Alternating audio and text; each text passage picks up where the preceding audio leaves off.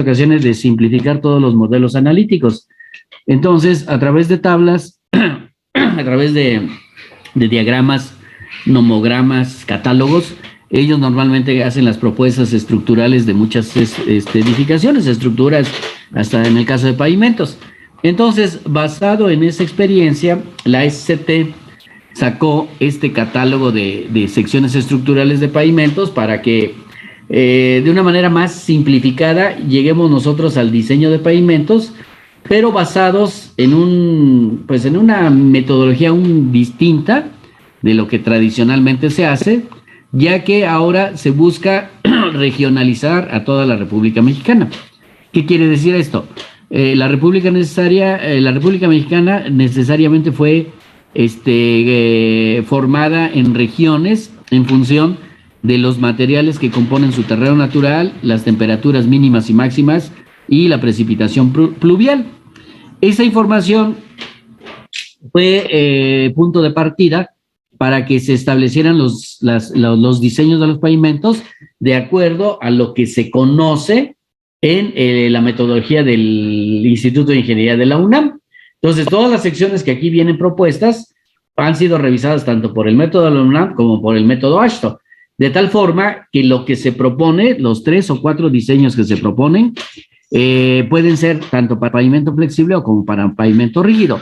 Y se considera que el ensayo de resistencia que se aplicó al suelo, pues fue un ensayo de módulo resiliente, en el cual, a partir de la aptitud del suelo, es decir, del tipo de suelo que prevalece según la clasificación SUX, se encontró una respuesta mecánica y sirvió de base para el diseño de los pavimentos. Todo eso lo hizo la SCT a través de las direcciones de servicios técnicos de los distintos centros SCT que tiene a lo largo y ancho de la República Mexicana. Bueno, el catálogo en sí nada más es una propuesta y es una guía para que de alguna manera rápidamente consultemos cómo están las propuestas de diseño que se estén realizando con algunas metodologías.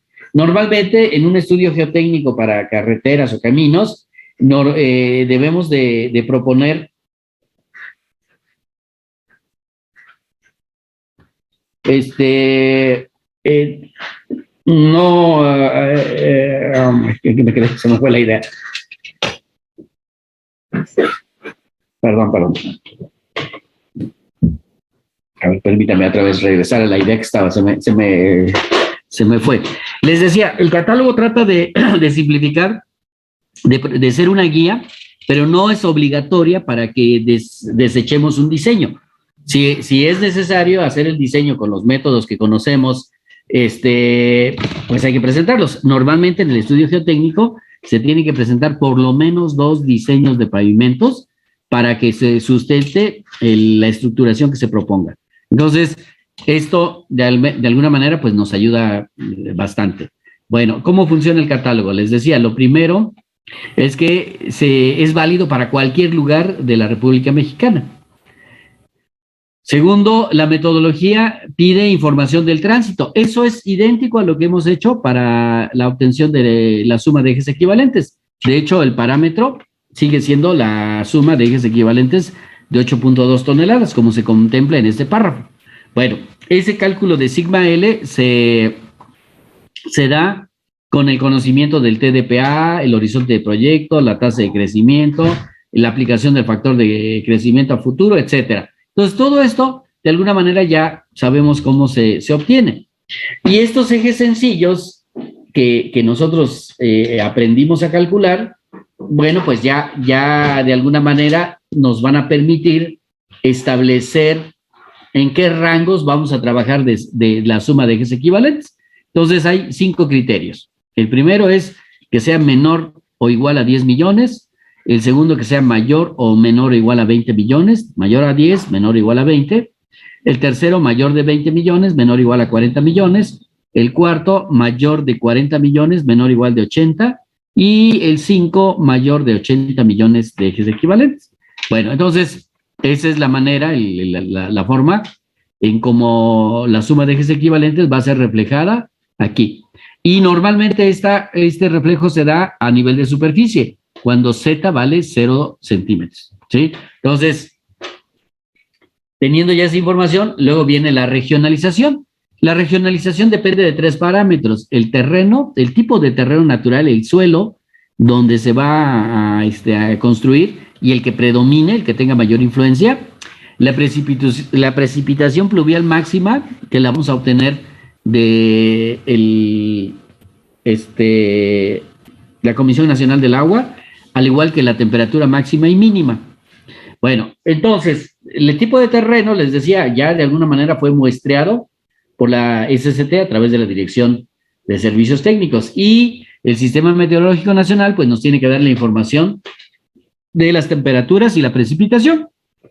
Con eso, la República Mexicana queda definida en 5 regiones, R1 a R5, y esas regiones que aquí están coloreadas, bueno, pues de alguna manera van a permitir, junto con la suma de ejes equivalentes ya categorizada, van a permitir encontrar la propuesta de pavimentos que se adapte mejor.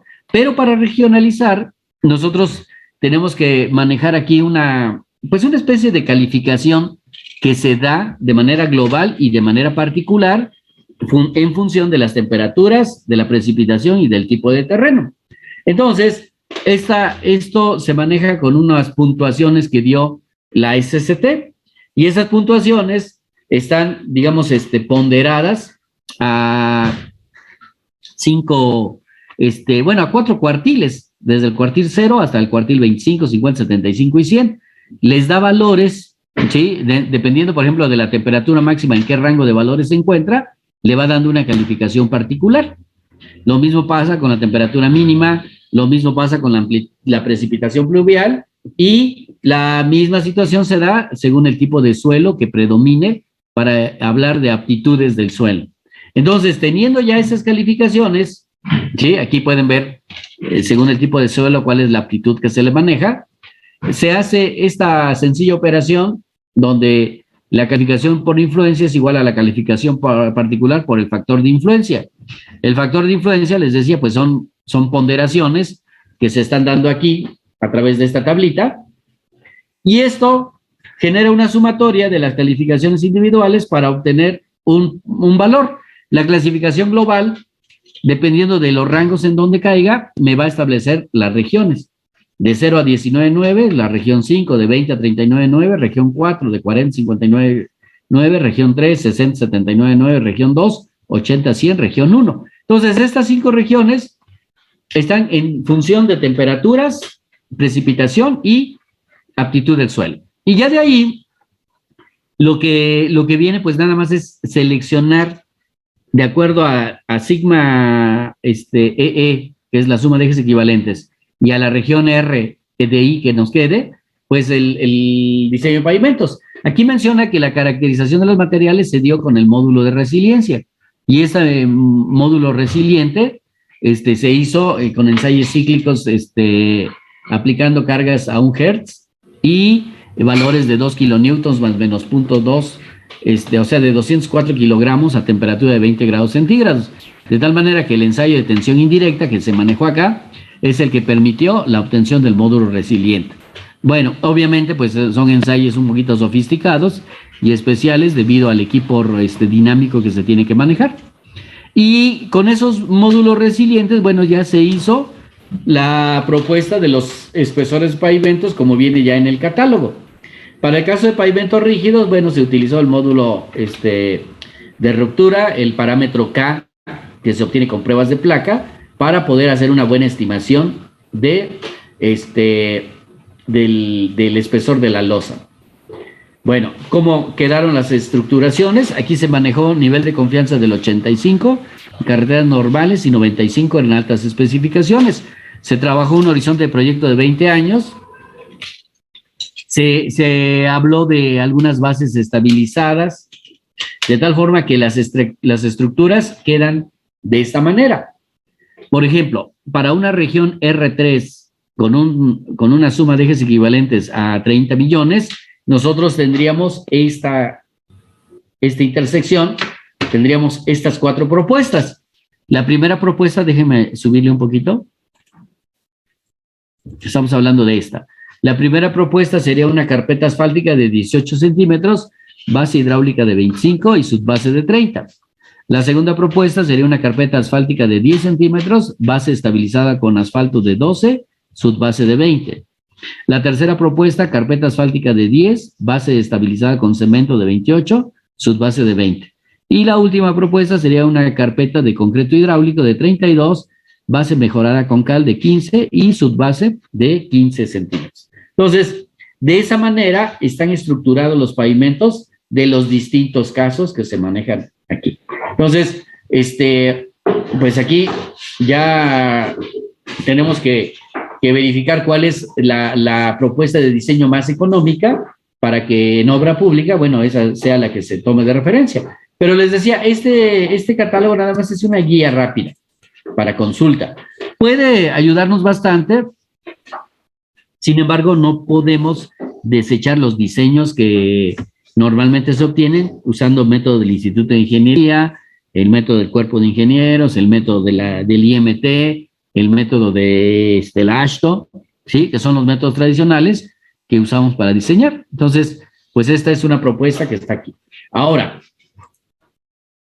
aquí viene un documento a través de una especie de presentación con PowerPoint, que ya lo pasamos a PDF, donde viene, pues obviamente una primera revisión de los tipos de pavimentos, sus ventajas y desventajas, la estructura tradicional que se da en los pavimentos flexibles, la manera en cómo se calcula la suma de ejes equivalentes de 8.2 toneladas. Aquí viene la explicación. Esta parte ya, digamos, la conocemos. Y cómo se empieza a hacer los rangos de tránsito y la caracterización o regionalización de la República. Entonces, les decía, tenemos que echar mano, primero, sabiendo en dónde vamos a aplicar el camino, pues tenemos que echar mano de pues de información que está en la página de la Comisión Nacional del Agua. Aquí viene un ejemplo. Un camino tipo A, 2 carriles, TDPA de 4.650 vehículos, 20 años de periodo de diseño, tasa de crecimiento de 4, con una distribución vehicular A2 igual a 30, A'2 igual a 18, B2 igual a 10, C2 igual a 12, C3 igual a 15 y T3 igual a 15. La carretera dice que va a unir dos comunidades, es obviamente un proyecto ficticio, San Lorenzo Teotipilco y Santana Teloxtoc. Tiene 12.7 kilómetros y ahí se observa que predominan suelos arenosos arcillosos de consistencia firme. Clasificación SUX-SC. Bueno, entonces, de acuerdo a esto, sabemos cómo se saca el tránsito. Echamos mano de las tablas de los coeficientes de equivalencia. Ya conocemos este proceso, obtenemos la suma de ejes equivalentes y la revisión se hace a una profundidad de 0 centímetros. Entonces, vamos a tomar los 57 millones que encontramos aquí, estos que están aquí, los vamos a tomar como el punto de entrada para saber en qué rango caemos. Bueno, eso sería la primera parte. La segunda, consultando en la Comisión Nacional del Agua, la estación climatológica más cercana que tengamos al proyecto, por ejemplo, esta de San Lorenzo, nos dio ahí temperatura máxima de 37, temperatura mínima de -5 y una precipitación pluvial de 114.6. Ahí los registros, pues, corresponden a años desde 1970 a la fecha. Entonces, pues esa información es la que se toma como referencia. Consultando ayer la página de Conagua, en donde se supone debemos de tener las estaciones climatológicas, pues vemos que, bueno, sí que con mucha tristeza, que muchas de esas plantas o esas estaciones meteorológicas pues han sido abandonadas.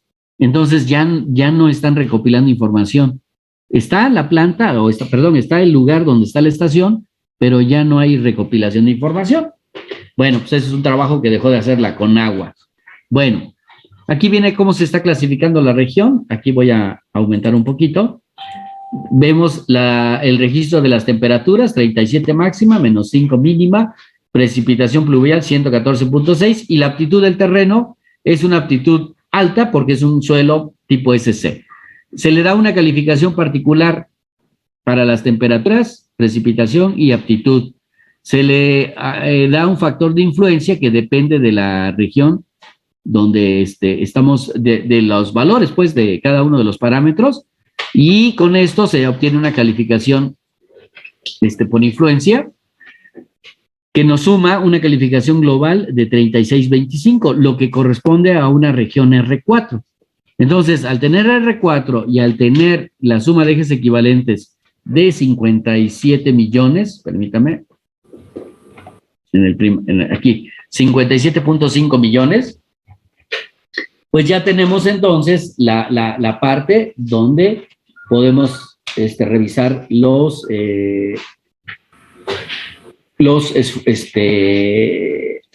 parámetros de diseño. Y aquí, a ver, permítame. Sí, bueno. Sí, buenos días.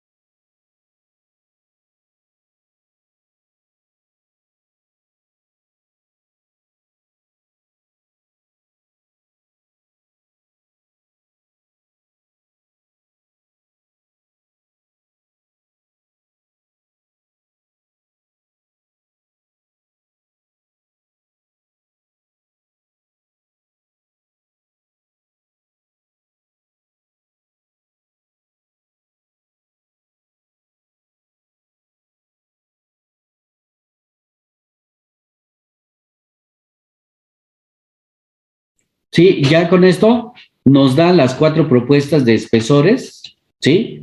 Que el pavimento puede recibir con la información que se le capturó. Estamos hablando de 57.4 millones de ejes de equivalentes para región R4, lo que nos daría carpeta asfáltica de 22, base hidráulica de 30, base de 30. Carpeta asfáltica de 13, base estabilizada con asfalto de 18, base 20. Carpeta asfáltica de 10, base estabilizada con cemento, 37, base 20. Carpeta de concreto hidráulico de 40, base mejorada con cemento de 15, base de 15. Y así es como finalmente pues se hace un análisis de costos a la obra, obviamente, y con el conocimiento de los materiales y los bancos, para saber si